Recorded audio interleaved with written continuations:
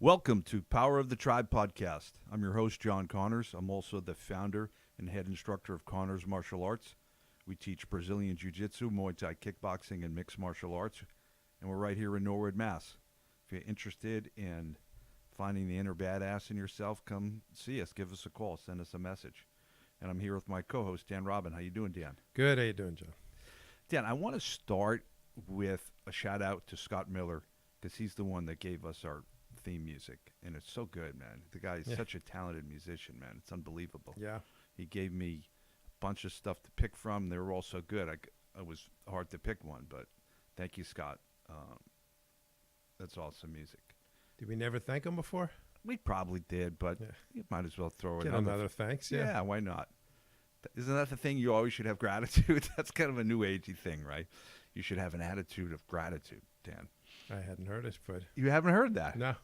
It rhymes, too. So that means it's probably true. Right. It should go on a poster. I'll get Yeah. one. If something rhymes, they've done some psychological tests, so it's probably baloney. Like 87% of all psychological studies Research, turn out to be complete garbage. That if something rhymes, people tend to think it's more true than if it doesn't rhyme. Well, that was the gloves don't fit. You must have quit, right? The OJ trial. OJ trial. Yeah. Yeah. The glove doesn't fit. You must have quit. Yeah. You can certainly remember it more easily, right? You're remembering it. Yeah. How many years ago was that? 20 years ago or Yeah. something, right? And Apparently the jurors were like, well, yeah. can't argue with rhyme. It worked. That probably was a big part of getting him They were off, like, right? the prosecution was like, yeah, but there's a trail of blood from the body up into him and his bleeding And he can hand. actually put the gloves on, but he's just forcing his Yeah, fingers into a claw, pretending Yeah. not to pull him on. And the jurors were just like, none of that rhymed. They stare at each other like, is it me or did none of So that if the rhyme? prosecution, if they just rhymed their whole case, they probably would have won. They should have figured out some rhymes. I'm not a lawyer, but that would be my strategy. Yeah, that's a great idea. You could start a whole legal service based on rhyming. Yeah. You could work it into the gym, right? Certain moves, Definitely. just come up with the rhymes when you're teaching them. Everyone will be like, oh, yeah, it's got to be true. Okay, Dan. So I got to check in. How's Sober January doing? It's good. We're at January 18th. I hadn't thought through totally. It's all the football playoffs. Oh, right. So I have moments I sit down and my whole body is like, Start to convulse. Yeah. Other than the convulsions, I'm fine. No, it's my body starts screaming at me. Yeah. Why? Where's You sit down for the where's Patriots. booze? Where's the booze? Yeah. I'm just like, shut up, body. I find that it only lasts. Like I said last time, your body screams at you, and then you're like, shut up, and then you're fine. Get past it. Yeah, I think it's harder to keep at, for me, I don't know, other people, but something like I'm going to jog every day, it's harder because you don't just have to wait, you have to go do it. Oh, you have to go It out takes there an and do hour. it. Yeah. You can't just for the, quitting something, it's just like you get a pang for a minute. You got to tougher through that minute, Yeah. like the cold shower, and then you're good. Yeah, just 1 minute and then it passed. That's for me. But I would like to say that I have some big, I feel, I'm waiting on the part where it's like, I just feel so much better than I ever have. And I feel the same as Feel the same. Yeah. And you got a cheat day coming up, right? Next Friday. Nice. Yeah. But I don't, I could, like I said, I don't even have to cheat on that day if I don't want to. It's been pretty. You're good. Yeah. The only downside is no big wisdom about. Now I didn't realize how bad I felt before or anything like that. I feel the same. No epiphany. Yeah. But you are going to do a no cookie February. No snacks at all. No snacks. I'm no thinking, sugary snacks. Yeah. Yeah. I'm thinking about if I should add in all snacks, potato chips and that kind. Yeah. Why not? Those things You aren't good for know what the problem is though? Is the cheese of the month club. Oh, right. I've got these big slabs of cheese coming in constantly now, and it's a problem. I'd say any calories I save from the no alcohol, I've probably made back just with And the the cheese. Yeah. Just eating big chunks of cheese. Still a good exercise for you, right? Yeah. Yeah.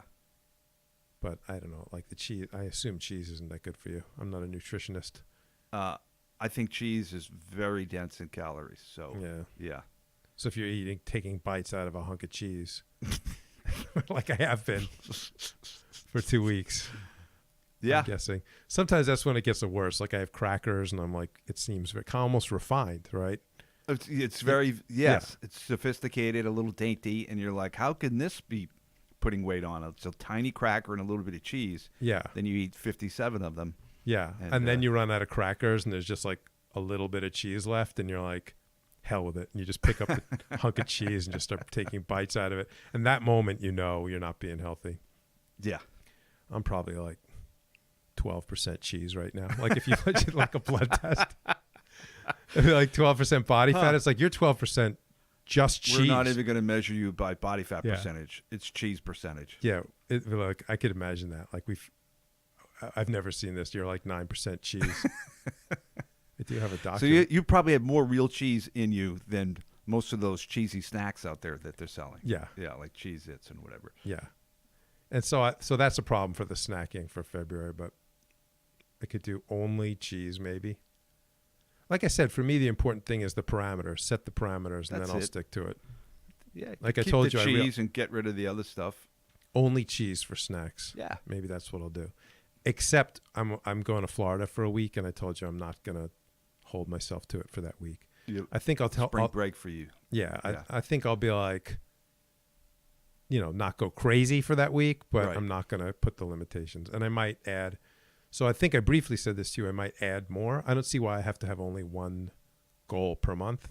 One deprivation per month. Yeah, one deprivation per month. But I'm adding.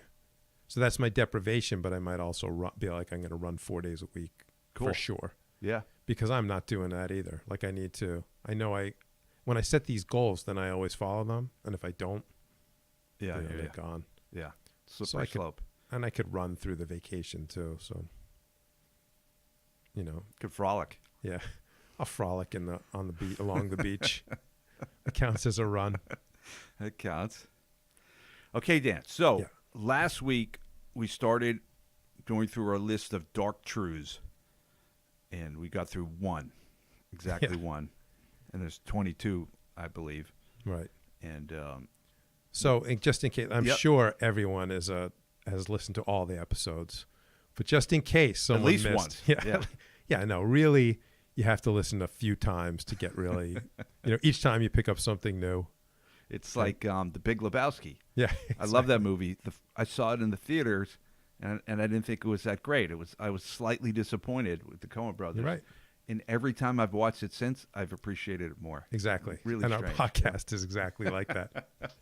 So if you listened to an episode and you didn't like it, if you thought it kind of sucked, you just got to listen to it about 9 or 10 more times, and then you're going to and then you start really understanding it. So the idea of the list, in case anyone missed the last Finnegan's episode. Wake. It's like sophisticated literature. Yeah. Exactly. There's a lot of nuance.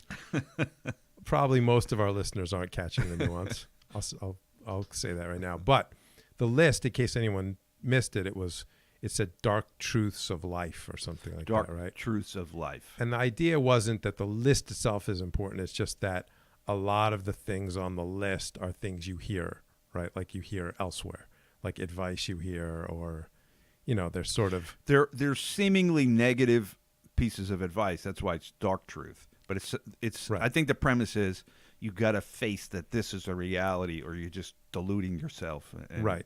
Okay. And I don't think the things on the list are particularly like new or startling, but I think they sum up things that you hear a lot of. So they're all in one place on one list. So we might as well just hear it. Yeah. So last time of like 20 items, we got to 1. But now we're going to do 19 or whatever, 20. Yeah, we're going to power through it. Yeah. All right, should we go? I think we should go. I would like you to read the second dark truth, please. All right, ready for the second dark truth. The things we do right are often not the right things to do. I don't know what that means, but I'll do the follow-up sentence. Okay. It's always better to go slowly in the right direction than quickly in the wrong direction. I might as well go through that. Ask yourself if what you're doing is moving you closer to where you want to be. Know that doing the right things is far more important than doing things right. There is nothing quite so wasteful as doing with great proficiency something that should not be done at all. Is that a quote by somebody? I know there's a famous quote that encapsulates this. It's being efficient at something that's not worthwhile is a waste of time, is what they're saying. And yeah, there's a lot of truth to that. I mean, it comes up with jiu-jitsu a lot, right? Like as a trap that on your way up learning, where you start learning something that's maybe not that high percentage, right? But you're good at it, and you're like, hey, a white belt, and you're like, this is working all the time. This pass, say, and it's like that will never work against the higher belts, but it's hard to stop doing it because you're like, that's slightly different too. I notice sometimes newer students will try a technique against another beginner student and it will be successful, even though what they're doing is really not the best way to do something. And then it gets into their nervous system like, oh, this is the great way to do it because I'm having all the success. And then they try it against a more intermediate level player and they end up getting tapped. It's a disaster. So that definitely happens. That's slightly different maybe than the point, but yeah, that's definitely a danger. Yeah. Not getting the best feedback, I guess. That would be. Before I bring it back to the point, I know, well, I think almost everything I do in jiu-jitsu is a bad habit. And it's like, I think that's sort of my game. But my game is sort of the inefficient. Are you moves. a passer or a guard player? I'm a bad habit player. I think I told you I was doing some pass, and someone was like, oh, is this like your go-to pass? I'm like, yeah. And they go, oh, you have a lot of success with it? I'm like, no. I have no success with it. I have none at all. It is my go-to pass. I just have no success with it. But I think so I learned early on, and then there's misapplication of things like a safety position where you put your head down on the person's chest and hold their arms. And ever since, I think I duck my head in there instead of keeping good posture. You take your own posture away. Yeah, I take my own posture away. Ever since I learned that, so of course it wasn't taught to me to do the wrong thing. It was taught as a safety position. Then you get up and get out and regain your posture. But I think my body goes to that. Yeah, a lot more than it should. So yeah, you pick up bad habits. The other thing I thought of about this dark truth, the difference between effective and efficient is there's so many little things in life now that give you the sense that you're being productive and effective, but you're not. Like I have this Sudoku app on my phone, and sometimes I'll play web Sudoku, and I'm really good at it. I'm at the evil level. It's exciting, but it's a complete waste of time, Yeah. Each puzzle takes 15 minutes. You're saying you get positive feedback when you do well. You do. You get some kind of dopamine hit where boom, done. Finish that. Check that off the list. And so you're checking things off the list that are There's useless. no list. It's not on a list. No, it's not helping you at all. My dad actually was doing my dad's always, my dad, that generation, I'm terrified of them being on the internet at all. They're just terrors. They're always I'll come on Facebook and just be like, you're tagged in a photo. And I'll be like, oh no. I think I might've told you this. It'll be he snapped a candid photo of me at the pool. And I'm like, I don't know, my belly looks like it's fat and just sort of the worst photo. And then he tags me with no understanding that it's he's like, I thought you want to see these pictures. Watch that out there? Do you understand that everyone I know is now alerted about this photo? And he's like, what? He has no idea. So he terrorized me. But he had a thing, to your point, the Sudoku. It was a fake gambling. Maybe people know about this, but it was a fake computer. Oh, it's like a game where you have just fake chips. But it's like a slot machine. A slot machine. Yeah. A fake, pulling the handle. You get a chance to win fake money. Yes. And he started spending hours on it. And then it's a slot machine. It'd be Dad. So you don't even make decisions. You just you're just hitting the thing. Wow. And it's you're like a chicken plucking at a red button. But the chicken gets a little grain. He gets grain. He'd get coins that could not be validated for anything, could not be turned in. So he would That's amazing that works, huh? And I'd be like, Dad, that is such a waste of time. And he'd be like, yeah, but wait a minute. Wait a minute. I just won 300,000. Holy, I'd be like, 300,000 what? Wait Isn't a it minute. amazing? It was That's nuts. amazing. Yeah. And he'd keep playing. I think he finally stopped. So I just don't want to remind him about it because he might get back on the wagon or whatever. But that was a great example of, like you're saying, like, that's a pure waste of time. Like in its total, like you could make a case for Sudoku, like you're using your brain or something. Yeah, you're using your brain and there's numbers. You're making decisions, so it keeps your brain sharp. Blah blah blah. But That's probably just- better off keeping your brain sharp, living a better life, and like producing things in the real world. Yeah, it's still not, but it's not the pure waste of time. Although, like if you see what a lot of the kids watching, like their phones now, I'll be like, "What are you watching?" Like even They're watching some other guy playing a video game. Yeah, That's so weird, right? yeah. Like we used to be like, "You're wasting your time playing video games." Right. They're watching people play video games. They're watching people waste their time. Yeah. And if It's like at least we were like, I don't know, they took reflexes or something. For them, it's just dead air, like in their brain. Right.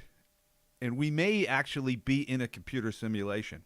So then you have characters in a computer simulation watching people play a computer simulation. Are you saying because all existence is a computer simulation? Yeah, if it is, that makes it even more ironic. I'm pretty sure it is, by the way.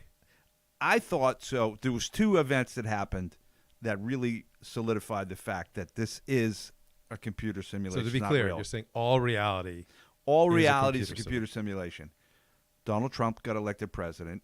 I mean, how wacky is that? That was pretty odd. And then the Patriots are losing by 25 points halfway through the third quarter of the Super Bowl, and they come back and win. It seemed unrealistic. Both of those events, and they were relatively close to each other, I think, were very disturbing. You're like, this sounds scripted. This doesn't seem Right. realistic. There was a glitch in the Matrix. There was something weird about that, yeah. I like when I'll say this, too, to people a lot. I'll be like, all right, so we're living in a simulation. And then they ask me for specifics. You know, they're like, wait, are you saying that it's like sort of like the Matrix? And I'm like, I don't know the specifics. Like, I don't know, like... I'm in the simulation. I'm not out there. Yeah, I'm not controlling it. But I'm wearing a haptic suit someplace. I don't know. Yeah. Someone explained it to me this way. I know we're getting a little I don't know the word, but this is what caught me. Tell me if this resonates with you. They said, like, so you're playing a video game, like the kind of video game that is a simulation, like you're walking down a hallway in the video game. Yeah. And they go, there's lots of doors you can open. Right. And they were saying nothing is actually happening behind any of those doors until you open open it. it. Yeah. Like it's not like, oh, there's a guy in each room doing stuff. Waiting for you to show up. Yeah. Yeah. They're like, nothing is actually happening until you open it. Right. Right. And then all the studies with like quantum physics seem like for reality seem to match that. Right. It was like if you measure a light wave as a wave, it looks like a wave. If you measure it as a particle, it looks like a particle. And they don't overlap. It's like, how are you only if you look at it does it take some form? Well, here's the thing. That whole experiment, that's the wave collapse experiment. I have yet to get a great explanation about that. It's mind-boggling. They don't say look at it. The technical term they use, if you observe it, then the wave collapses. Then it acts like a particle. Well, what do you mean by observe? So I think what most people, when they hear that sentence, they think if I point my eyeballs in the direction of it, it collapses and it becomes a particle. It's not a wave anymore.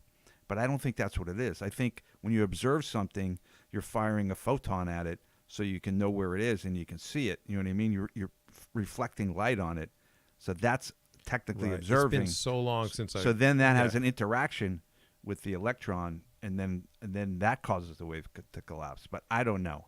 Right. It's been at but least that 10 should years be since I read about explained, this. right? There should be a better explanation for that you and I should know what this is all about. But at any rate, it seems somewhat controversial. But yeah. But anyway, so we established we're living in a computer simulation. Absolutely, yeah. I just wish I could, like, upgrade myself somehow if it's a computer simulation. You went to right? 0.2? Yeah, something, yeah. Set myself back to age 35 somehow. Yeah. Yeah. The only thing about the simulation, though, is like there seems to be a lot of unnecessary details sometimes. You know, I don't know, like chopping wood, you get like a bad splinter. Oh, And you're like, what is the point of this? Like, do I need this in the it's very like, realistic. Like, yeah, exactly. Like an upset stomach. Right. You're like, what? Yeah. What? Can we just You edit have a this mole on your back that you can't even see or out? feel. Yeah. Can we edit this out? Yeah. It seems like a lot of unnecessary detail. We got to in there. get Dimitri onto this simulation. He's good at That's editing. Take that right out. Yeah. Yeah, exactly. Just can you take the mole off my back? What's the point in that? All Can right. you do that? Right. So where are So we? So back to the things we do right are often not the right things to do, and then we got We're doing then we went Sudoku, rogue. and we're doing online slot machines, Yeah, online stuff. which is a little wacky. Right. The point was, you can get feedback to your brain as if you were accomplishing something. Like, 300,000 chips, but like it's not. And that's almost an extreme example, but there's enough of that out there. yeah. Yeah, it's very You can while away your days pretty easily thinking you're being productive when you're not. It's because we live in such a wealthy society. If you're in that Stone Age culture or that community back in those days where you have to go out and get your food every day, then you get really important stuff to do. Yeah. And you're either productive or you die. Well, up until really recently, right? It's sort of like Probably, yeah. someone needs to do whether it's farming or hunting or building or child rearing, or like you have to do it. Right. And now there's whole days of you don't have to. There's an alarming amount of being able to not do stuff and still survive, right? Yeah. You were saying that about up in Catskills, right? Were you telling me that? Yeah. Where people weren't jumping at work so much. Yeah, there'd be people that, I'd want to hire someone to do something around the house. Like I'm not up there at the cabin that much, and it would say, okay, we need just to rototill the garden area for us, so we can, just run through. It takes a few hours. A little hard. I don't know if you've rototilled. Yeah, but it's a little hard, but manual labor. Manual labor. Or we need the insulation is old and rotting. We need it ripped out from underneath the house and thrown out. And there'd be a lot of people with no work, looking for work, sitting around and just wouldn't do it. They just wouldn't do the job. Nope. Nope. They'd be like, what are you going to do instead? Like, sit here. And it was sort of, I was talking to one of the guys who does work. So it's not like me being snobby. It's like one of the guys who does work for us. And he'll be like, yeah, my friends won't do it. He's like, I like to work. I like to get up here, but most of my friends don't like to.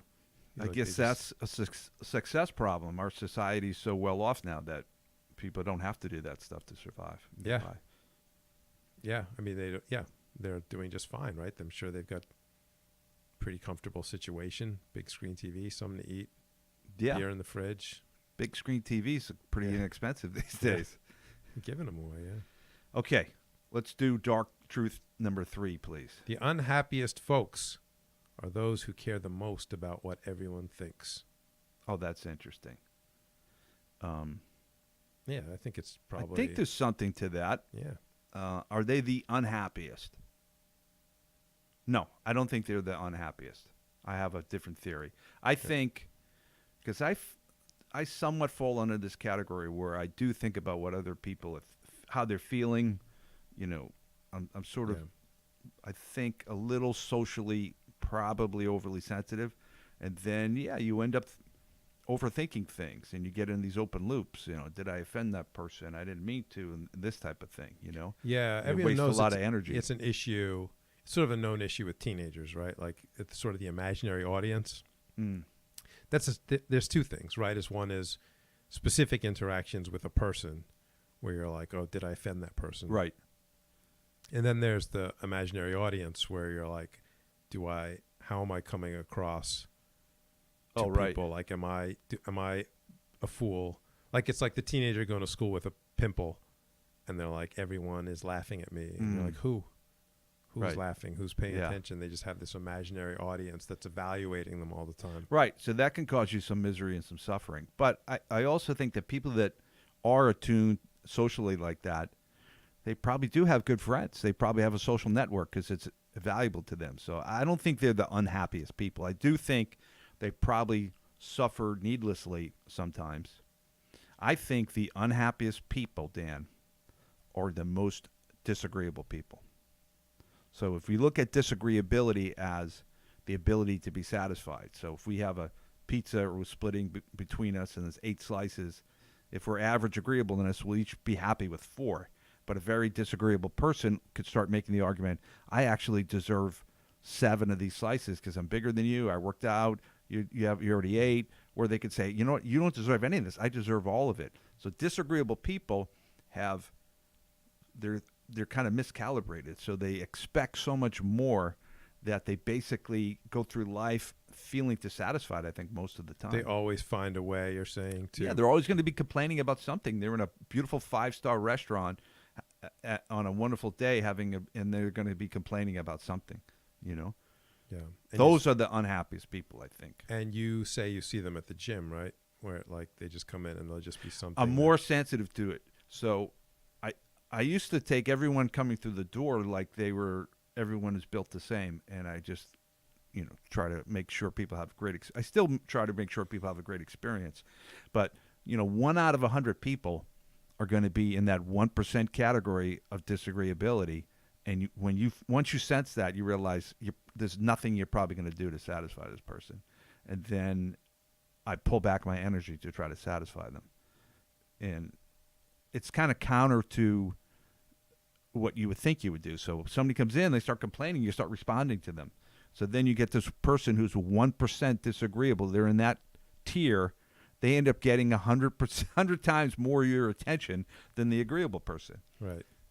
So it's a complete waste of your resources. So roughly, at what point do you start feeling someone is just a disagreeable person that you can't do anything about? It's very subjective. But if they start complaining about a series of things that aren't really worth complaining about, then you start to get the sense that, well, they're definitely disagreeable, and then how disagreeable are they? You just experience, how much negativity is coming out of them, Right. If they're complaining about the price, they're complaining about the carpet, and I know that doesn't work for my schedule. And then some things, you just compare them to a reasonable person.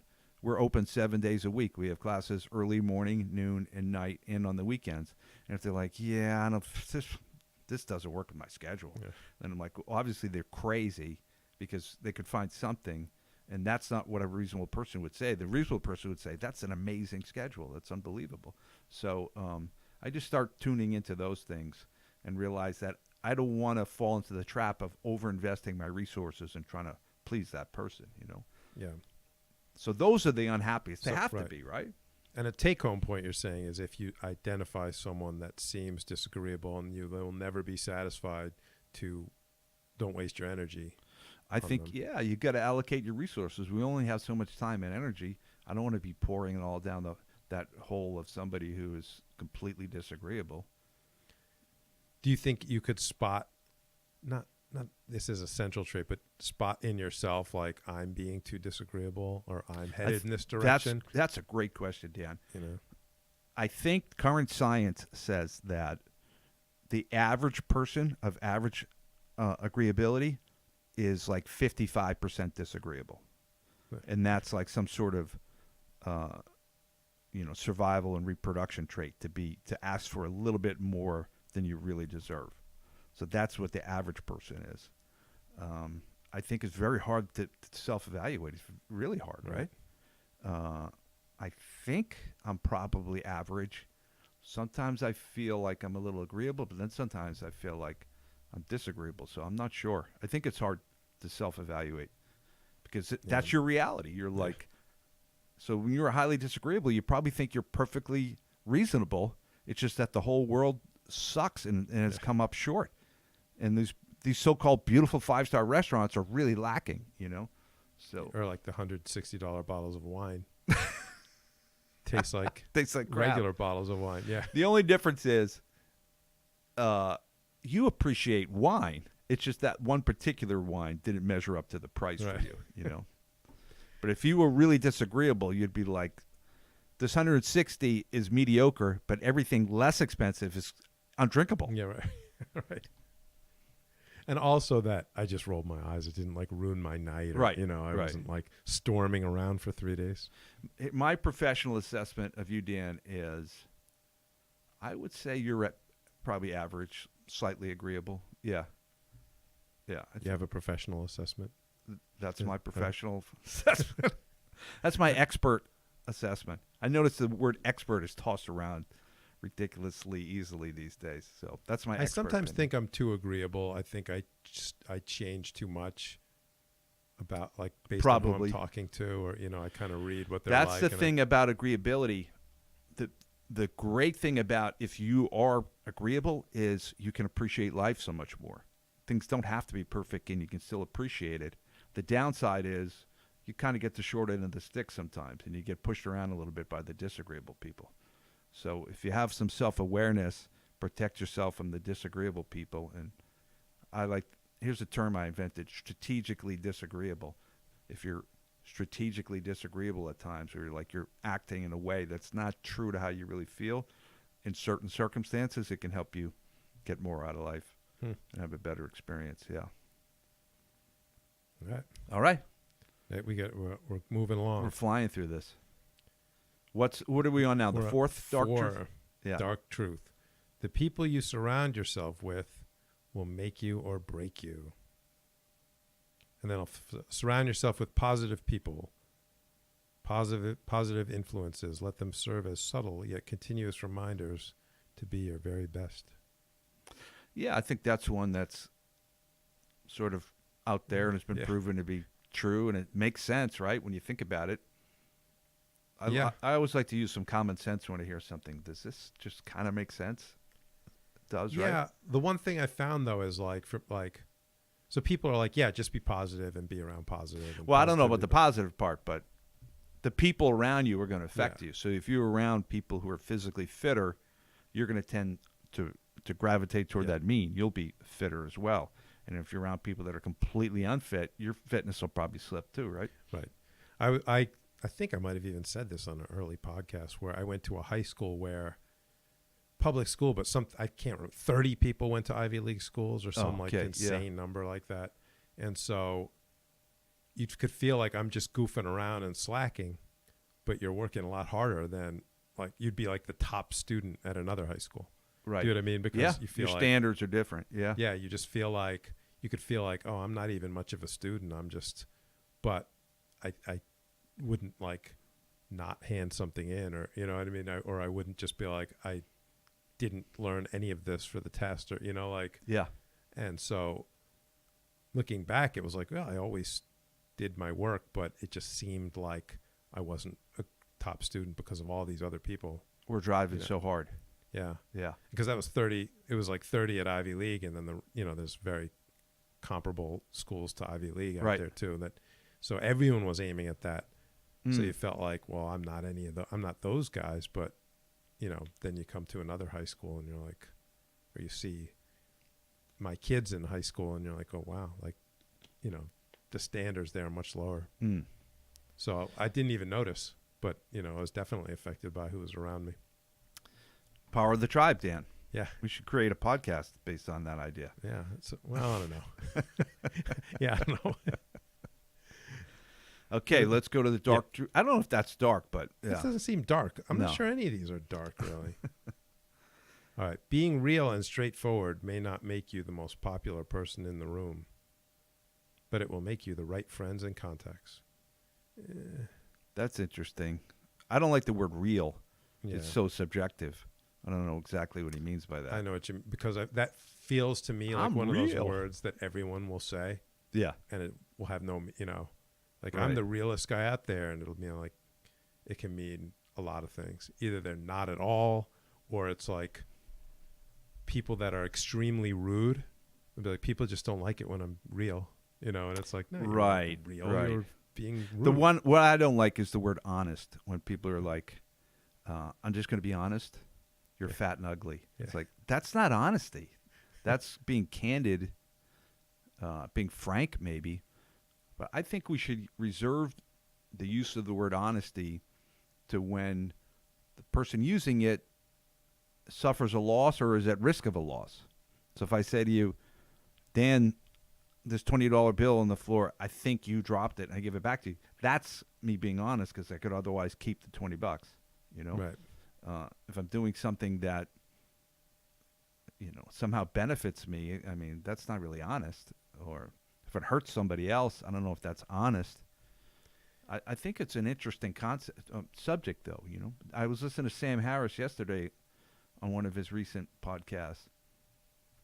And he has this whole thing about being radically honest, and if you're always honest to somebody. But that's so hard because it's still very subjective. Yeah.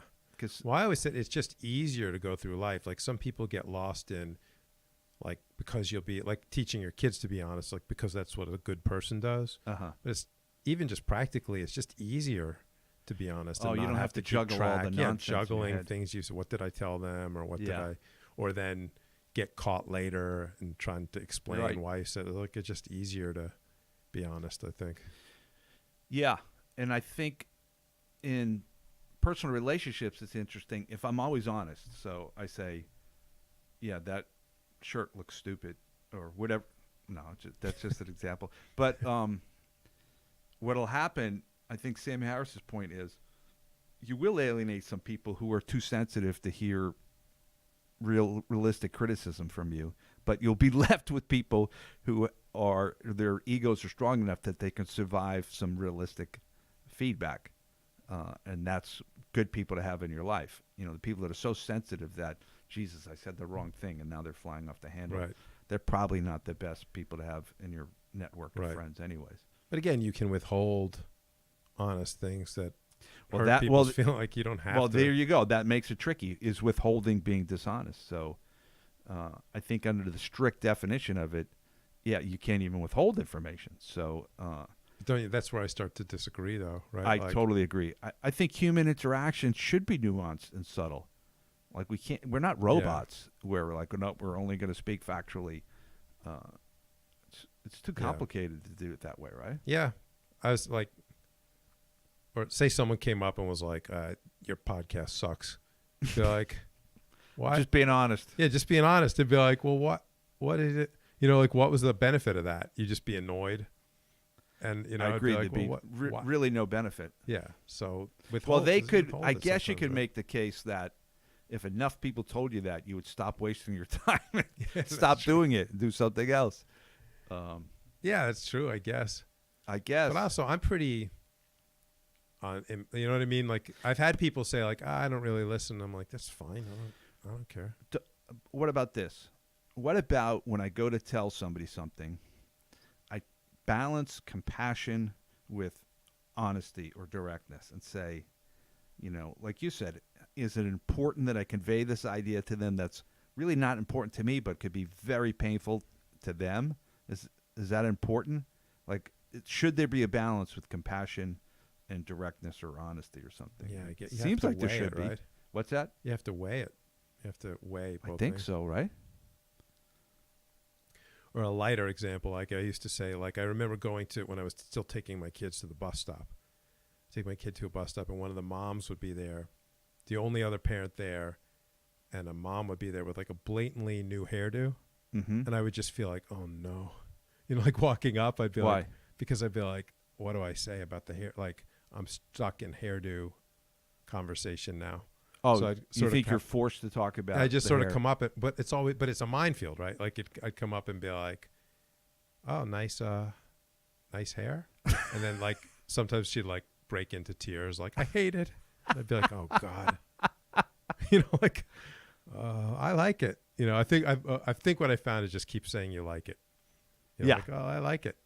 Or then I do this where I'd be like, "Oh no, I think," and then I'd say, I like your hair. And they'd be like, what are you talking about? I didn't do anything. And I'd feel like, oh no, like, oh no, it looks good today. And they'd be like, well, you haven't had to deal with the haircut situation for a while. Yeah, I don't really have that coming my way. You ever have this when you did have hair, you get a haircut and somebody goes, wow, that looks great. It looks so much better than the way you've been wearing your hair for the last 5 years. Yeah. Gee, thanks. Yeah, I can't even remember haircuts. It's been a long time. But I think but the typical thing, right? It's like your wife saying, should I wear this outfit or this outfit? And you're like, and you're like, Well, yeah, so your wife has an outfit on that doesn't look good. And if we're being honest, we can still handle that a lot of different ways, right? If we're being honest, we could say, right, it's not a black or white. That right? looks dopey on you. You look terrible. Or could you say, you know what? You look so much hotter in this other outfit over here. Why don't you wear that? Is that being dishonest when you're steering them to something that's better? So this whole, I think it's overly simplistic to say honest, dishonest, right? Yeah, I think so. Okay. All right. Next we're dark moving truth. on. We got to go. We're making, for us, we're doing fast, though. We're going good. You will always be incredibly imperfect. Well, this obviously doesn't apply to me. I can't even address it. It's so alien a concept to me. You will always be incredibly imperfect. So what's it say afterwards? It says, if you wait until you're perfect before you share your stories, ideas, talents, and gifts with the world, no one will ever hear from you. I get it. Yeah, I get it. I wouldn't have put it that way. You'll always be incredibly incredibly. It's like easy. I'm a superhero. It's so imperfect. Yeah. Incredibly imperfect. Like, imperfect. You could, right. I'd say axie incredibly. I guess hopefully we're all a work in progress, right? Yeah. Some people will be incredibly imperfect. Some people are just a little imperfect. But I get the idea, right? Like to just people wait, like you said, like I don't want to hand in this. I've had with my own kid, like I don't want to hand in this paper because it's not good. And you said your son's done it, right? Where like it's not good, and you're like, well, you have to hand it in. You've got to go, like.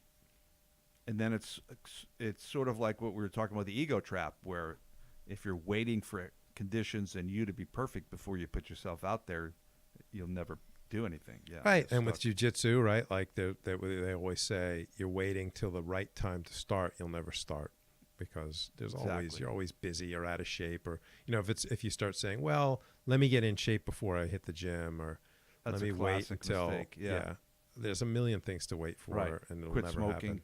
Lose weight, get in shape. Yeah, wait till you have more free time. Yeah. Wait till this project's done from your job. Right. Or any endeavor, starting a business, right? You can be like, it's not really a good time, and you can just wait forever. And I get it. Yeah. Okay. All right. What number? 7. Okay. This seemed like we were farther along, didn't it? We're at 7. The draw of comfort is the biggest dream killer. Biggest dream killer. I don't know if I'd call it a dream killer. I would say it's, it kills activity, behavior. You don't How about this follow-up sentence? In the end, you can be comfortable or courageous, but not both at once. Yeah, I guess so. Yeah. But comfort's a killer.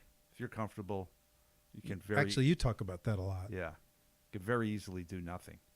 We were just talking about it earlier, right? Like, just it's comfortable to sit on the couch and watch TV and not go rototill for a few extra bucks. Or it's comfortable. A lot of the things, if you think about it, so human nature is we move toward pain, toward pleasure, away from pain, and we conserve energy. Mm-hmm. That's how we're hardwired. It's amazing anybody does anything at all. Like the people that are out there, the super productive, creative people, how the hell do they do it? Yeah.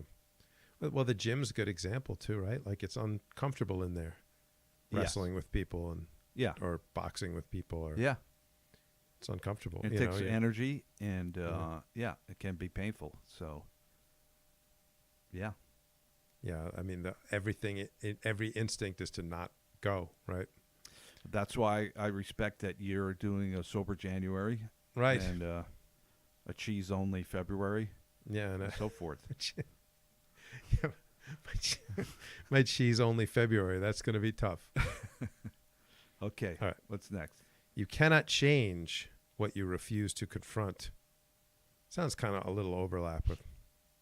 I think it's different, and here's how I like that one, because sometimes there's people who have sort of a fatal flaw, or they're making a mistake repeatedly, and they don't want to admit for whatever reason that they're making that mistake, and then they're doomed to repeat it forever because they're not going to work on it. What are some examples? Here's an example. So we had a guy that was fighting for me a while ago, and sometimes he wouldn't have a good performance because he would get anxiety, like a lot of anxiety. So that would degrade his performance. And I tried to talk to him about it, and he was like, no, I didn't have any anxiety. So he wouldn't admit that he had the anxiety, which is understandable. Guys don't want to admit that they have anxiety because it means they're weak or they're chicken or something, which really isn't the case. But if you don't admit it, it's going to make it really hard to correct it, to fix it. Like, remember Mike Gresh was on, he said that he gassed his first fight, I think. He said he had an adrenaline dump. And then he said he immediately wanted to get back in there so he could work on that and have that not happen again. And so that's the opposite. That's the way to approach these things. Right. Like identify, I made a mistake. I had this problem. Let's fix this problem. Yeah, I'm realizing as I think about it that I totally agree with this. Like, I almost have like a opposite view towards things. Like, I really don't think I bury anything. You know what I mean? Like, another example is relationships or how you feel with your parents. And I always picture that sort of happy, like, everything's great. And they're like this close to cracking. Like, you hear that like tremor in the voice. Like, how you doing? Like, good. And you hear the, and you're like, oh, they're going to crack. You know, they're this close. And I think a lot of times that's because they're burying something, right? Like, if you have that kind of tremor in your voice. Yeah, you're cognitive just like, dissonance, right? Yeah. Oh, I'm so happy. And you're like, you see the craziness in their eyes, a little sweat on the brow. And you're like, I'm not like that at all. Like, I think the problem, I almost like to bring it up more that, you know, if it's sort of the elephant in the room. I like to just bring up an elephant in the room or I just like things out there. I like things out in front instead of no one's talking about something or no one's mentioning something. You can't always, but. Right. And then I want to go through my life. family history, my parents and so forth would do the complete. They ignore everything. They're waiting for the roof just to collapse and fall onto their heads before they are going to address something. And oddly enough, that can work. It's not optimal, but you can get a lot of mileage out of that. Just completely ignoring negative things. Yeah. I don't know. You stay in a bad relationship. Right. Yeah. But that's not. Yeah. Yeah, it's not great, but it's not great. Sometimes that's when you need Tony Robbins to get you on the phone and get out of it. Okay, what's the next dark truth? We all make choices, but in the end, our choices make us. The hell does that mean? It's dopey doublespeak. Yeah. That's the exact kind of thing that I'll see on like a poster, and people will be like, right. And I'm like, are you just like hearing words that like you're just nodding? And like, to me, I like to actually understand what they mean or say. Like, to me, I heard that and it meant there was no meaning entered my brain. Not a lot. I mean, let me see. Yeah, what is a famous? This is a famous one from, is it Aristotle? Something like, excellence is a habit. You know, we are what we consistently do. This might be forced, but I'll combine it with the next one. Okay. The next two, so we'll race through. Well, I think this. Never mind the choices. Yeah. We are what we consistently do. So what you get up and do every day, how you act, how you behave, that creates you. You know, if you want to say those are choices, I guess so. Then, yeah, that's what I was going to agree with, and it was saying, this is why I was going to combine it with the next point, which is the only path between wanting and having is doing. Yeah, and I feel like it's the same thing in that and this. And here's a hard truth that I also had to address, and a lot of people it might resonate with out there. You feel like maybe even feel a little bad, but I had this realization, and I think this is true of tons of people, where you can be like, just for one example, but there's a billion examples, which is like I'm a good person. I love animals, say, or I love the environment. Let's pick one. Animals. I love animals. I'm just an animal lover. And you just feel it. You're like, I'm just a good guy. I love petting a dog. I like watching the elephant rescue thing. And then the hard realization is like, well, what have you done to help animals? Yeah. And you're like, and maybe a few things here. I've done some things. But that's a really good point, especially in our virtual world that we live in today. Yeah. What did you do about it? Well, I shared a meme on Facebook. Yeah. How do you like them apples? You know, that's people satisfy that itch of doing something just by that kind of social media post. And I get it that you're like, yeah, but I feel it. I feel like I really do care about animals, and it's like really kind of annoying or disconcerting or even hurtful to be told like, well, you didn't do anything.